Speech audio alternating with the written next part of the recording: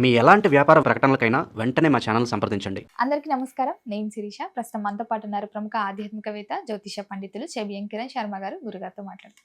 నమస్కారం గురుగారు. నమస్కారం అండి. అఖండ ఐశ్వర్యమస్తు. గురుగారు, ఈ జూన్ మాసంలో మీనరాశి వారికి ఎలా ఉండబోతుందంటారు? ఎలాంటి జాగ్రత్తలు తీసుకోవచ్చు అంటారు? ఆర్థిక పరంగా, ఆరోగ్యపరంగా, గ్రహ గోచారం కూడా ఎలా ఉంటుందంటారు ఈ మాసంలో? మీనరాశి వారికి ఎలాంటి ఫలితాలు ఉన్నాయి? దాదాపు నిజం చెప్పాలంటే మాసం మొత్తం కూడా మీనరాశి వారికి ఎటువంటి ప్రయోజనాలు లేవు దాదాపుగా.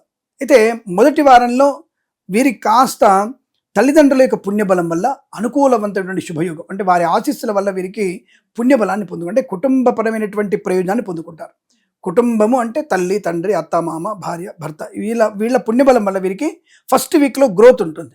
మరి సెకండ్ వీక్, థర్డ్ వీక్ నిలబెట్టుకునే అవకాశం లేదు.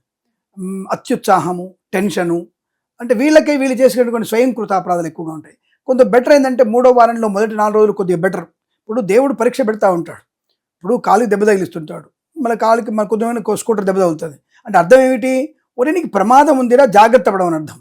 అంతప్ప అంటే అర్థం ఏమిటి? అశ్రద్ధగా ఉన్నావు, శ్రద్ధగా ఉండు, కాన్సన్ట్రేషన్ చేయి, పని మీద మంచి దృష్టి పెట్టని చెప్తుంటుంది. మన దెబ్బ తగలగానే అబ్బా దెబ్బ తగిలింది దరిద్రం, పొద్దున్న లేవగానే ఎవరు మొహం చూశాను అనుకోకల్లా, నీకు పెద్ద బయట ప్రమాదం జరగబోతోంది, దట్స్ ఇండికేటింగ్. పిల్లలు పోతున్నప్పుడు తుమ్ముతున్నారు, దట్స్ ఇండికేటింగ్ ఏదో ప్రమాదం జరుగుతుంది, బీ కేర్ఫుల్. కాసిన మంచి లాగి కూర్చొని ఆలోచించి ముందుకెళ్ళమని చెప్పడం. అలాగే జన్మజాతకంలో మీకు బాగలేదు ఫలితాలంటే ఏమిటి అర్థం? ఆయన జాగ్రత్త. ఆస్తి నష్టము, ఆర్థిక నష్టము, ఉద్యోగ భంగము, వస్తు నష్టము, భార్యాభర్తల మూడో వ్యక్తి జోక్యం చేసుకోవడము, అనవసరంగా ప్రేమ కలాపాలు, అనవసరంగా టూలు తిరగడం, అనవసరంగా డబ్బులు నష్టం చేసుకోవడం, ఏదో చారణ దావత్కి బారణ బస్ కిరాయి ఖర్చు పెట్టడం, అవి చేసుకునేది బర్త్డే. నువ్వు నీ కూతురు నీ కొడుకు కలిసి నన్ను చేసుకోవచ్చు, లేకపోతే మీ ఆనందం చేసుకోవచ్చు. చాలా మూడో వారంలో మొదటి 4 రోజులు పర్వాలేదు, తర్వాత 3 రోజులు కూడా నష్టాన్ని పొందుకునే అవకాశాలు ఉన్నాయి. ఆఖరి వారంలో గుడ్డిలో మెల్లలాగా కొంత పర్వాలేదు అనిపిస్తుంది, అంటే యావరేజ్ ఫలితాలు ఉన్నాయి. అంటే ఓవరాల్గా చూసుకున్నప్పుడు యావరేజ్గా ఉంటూ నెగిటివ్ కనపడుతోంది. సో కనబట్టి జాగ్రత్తగా ఉండే ప్రయత్నం చేయాలి. అంటే గురుడు కూడా ఏమాత్రం బాలేడా, గురుడు పంచమంలోకి వెళ్ళాడు. అయితే పంచమంలో గురుడు వెళ్ళగానే మనకి వెంటనే ఆయన డబ్బులు ఇస్తాడని గ్యారెంటీ ఏమైనా ఉందా? ఆలోచన విధాన్ని మార్చుకోమని చెప్తాడు. ఎవరు చెప్తాడు? బుధుడు చెప్తాడు. బుధుడు తృతీయంలో, అష్టమంలో ఉండి మీకు అటువంటి ప్రభావం చెప్తాడు. బీ కేర్ఫుల్, జాగ్రత్తగా మాట్లాడు, జాగ్రత్తగా ఆలోచన చెప్తాడు. దానికి పెద్ద ఫంక్షన్ చేసేసి 10 లక్షలు ఎందుకు ఖర్చు పెట్టడం? గాలి అంటారు కదా, గోటితో పోయేదాన్ని గుడ్డలతో తీసుకొచ్చేసి ఉన్న బ్యాంకులో ఉండే సేవింగ్స్ అన్ని ఖర్చు పెట్టడం. దేనికయ్యా అంటే నా పెళ్ళాం కోపం వస్తుంది సార్, అలుగుతుందామే, లేదా వాళ్ళ అన్న పెళ్ళాం చేసింది కాబట్టి నేను చేయకపోతే కష్టం అవుతుంది, లేదా మా తోటి కూడా చేసింది కాబట్టి నాకు నష్టం అవుతుంది. ఇవన్నీ మనం అంటే పక్క వాళ్ళ వల్ల, పక్క వాళ్ళ చేత, పక్క వాళ్ళ కొరకు మనం ఆర్థిక నష్టాన్ని కొందించుకుంటాం. సో కాబట్టి మనకి 2వ వారంలో జాగ్రత్తగా ఉండే ప్రయత్నం. మన టేబుల్ కింద చేయి పెడతా ఉంటాం మనం. ఎందుకు? కుజుడు అటు పెట్టి అలవాటు చేస్తాడు. టేబుల్ కింద చేయి పెట్టి నాకు లంచం ఇవ్వు, భూ దస్తావేజులు కావాలన్నా లంచం ఇవ్వు, కోర్టు తీర్పు కావాలన్నా లంచం ఇవ్వు, మున్సిపాలిటీ నల్ల రావాలన్నా లంచం ఇవ్వు. అంటే మన ప్రతిదానికి లంచం అడిగి తింటున్నాడు.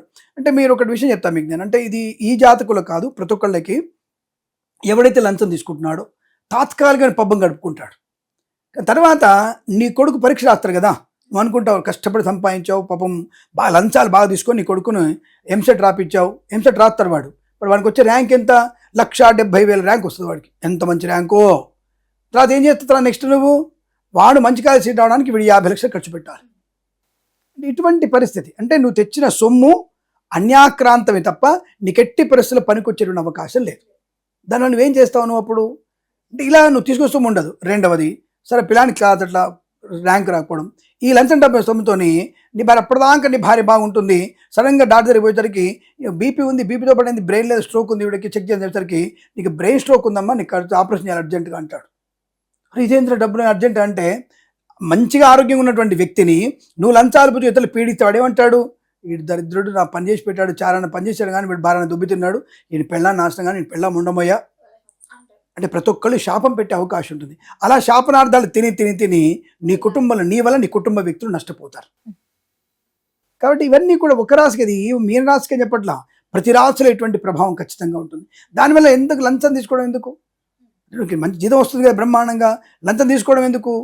కాబట్టి ఇటువంటివి అనేది మీకు నష్టాన్ని కలిగిస్తాయి. ఇంకా మీరు జాగ్రత్తగా ఉంటారా, మానేరా అనేది మీ అభిప్రాయానికి వదిలేస్తాను. నేను దానికి నీతి చెప్పేవాడిని, విషయం చెప్పేవాడిని తప్ప నీతి చెప్పేవాడిని కాదు. నేను విషయం చెప్తున్నాను అంతవరకే. దాన్ని మంచి తీసుకుంటారా, అది మీ ఇష్టం, తీసుకోరా మీ ఇష్టం అని గుర్తుపెట్టుకోండి.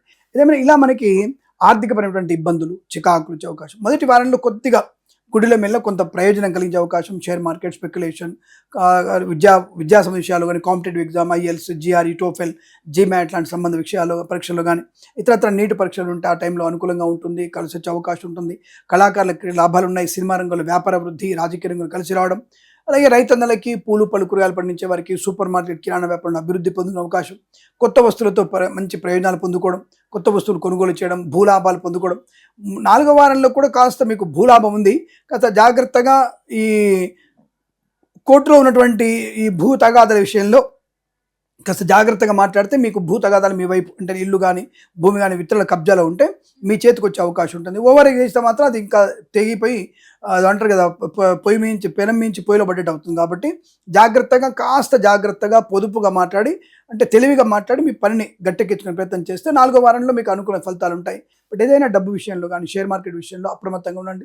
అలాగే boutiques, beauty parlour, bamboo depot, బాణసంచ కర్మాగారం, టైళ్ళ వ్యాపారం, ముద్రణాలయం, గ్యాస్ వ్యాపారం, కన్స్ట్రక్షన్, రియల్ ఎస్టేట్, మద్యపాన హోటల్ వ్యాపారంలో కాస్త జాగ్రత్తగా ఉండాలి. వ్యాపారం సాగుతుంది, బట్ ఓవర్గా వ్యాపార లాభం వస్తుందని చెప్పేసి ఎక్కువగా పెట్టుబడులు పెట్టే ప్రయత్నం చేయకండి. కొత్త వ్యాపారాలు ఈ నెలలో ఈ మీన రాశి వారికి మంచిది కాదు. సినిమా రంగంలో కూడా వ్యాపార నష్టం, రాజకీయ రంగంలో కూడా అవమానాలు, చికాకులు ఎక్కువగా ఉంటాయి. కాబట్టి బీ కేర్ఫుల్, జాగ్రత్తగా ఉండండి.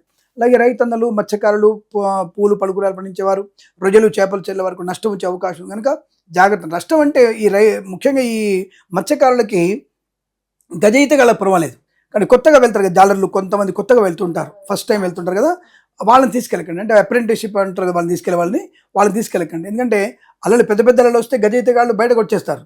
కానీ కొత్తగా వెళ్ళిన వాళ్ళకి అది నేర్పరితనం తెలియదు కాబట్టి ప్రమాదంలో పడే అవకాశం. కాబట్టి ఈ యొక్క మత్స్యకారులు మాత్రం ఎటువంటి విషయంలో జాగ్రత్తగా ఉండే ప్రయత్నం చేస్తే మంచిది అనేది సలహా నాది.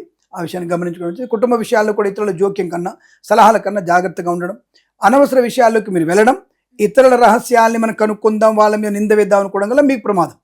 చెడపకురా చెడేమనే మాట ఉంటుంది కదా, అలా ఉంటుంది. కాబట్టి జాగ్రత్తగా ఉండే ప్రయత్నం చేస్తూ భగవంతుని ఆరాధన చేసుకుంటూ భగవద్గీత పారాయణం చేస్తే వీరికి అనుకూలంగా ఉంటుందని చెప్పవచ్చు. గురుగారు, మొత్తం మీద మరి ఈ మాసంలో ఎలాంటి పరిహారాలు చేసుకుంటే ఇది దత్తాత్రేయ స్వామి చరిత్ర పారాయణం ఈ రాశి వారికి అద్భుతమైనటువంటిది పారాయణం. గురు దత్తాత్రేయ స్వామి చరిత్ర పారాయణం చేసుకోవడం వల్ల చాలా మంచి ప్రయోజనం ఉంటుంది. జనాకృష్ణ పెరుగుతుంది. దత్తాత్రేయ స్వామి చరిత్ర పారాయణంలో బుద్ధి విచక్షణ బాగా పెరుగుతుంది. ఎక్కడ మనం ఎలా ఉండాలి వెంటనే తెలుస్తుంది. అంటే ఇతర దేవతలను పూజ రాదా అని కాదు, ఇతర దేవతలు కాస్త ఆలస్యం చేస్తారేమో, దత్తుడు వెంటనే నీ పక్కనే ఉంటాడు. ఆంజనేయ స్వామి కూడా అంతే. ఈ దత్తుడి పూజ వల్ల వెంటనే నీకు ఎలా ఉండాలి, ఎక్కడ ఎలా ఉండాలి, నీ ప్రవర్తన ఏంటి, నీ బుద్ధి ఏమిటి, నువ్వు ఎలా ప్రవర్తించాలని దాన్ని వెంటనే చెప్తాడు. సో కాబట్టి దత్తుడిని ఎంత మనం ఆరాధిస్తే అంత మంచి ప్రయోజనాన్ని పొందుకునే అవకాశం.